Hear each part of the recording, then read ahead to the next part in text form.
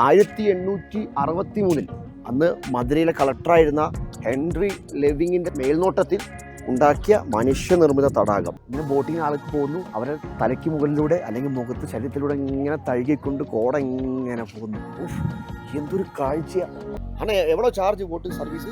2 seat pedal போட்டுனா 2 சீட்டுக்கு 200 charge, 200 deposit, ½ an hour.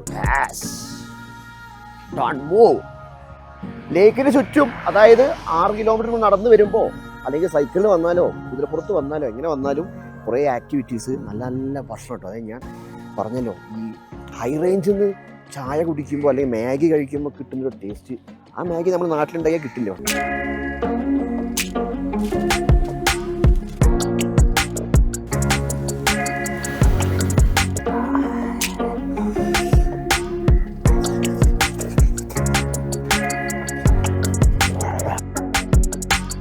ലേക്കിൻ്റെ ചുറ്റും പല സ്ഥലങ്ങളിലായിട്ട് സൈക്കിൾ അവൈലബിൾ ആട്ടോ. ഇവിടെയൊക്കെ ചാർജ് വരുന്നത് ഒരു സൈക്കിൾ 100 രൂപ ചാർജ് വരും.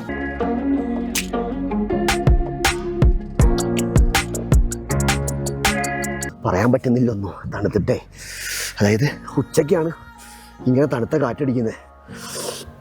അപ്പോൾ തക്കാളി വിട്ടേക്കട്ടെ, നാളെ അടുത്തൊരു സ്ഥലത്ത് കാണട്ടെ. അമ്മോ, അയ്യോ.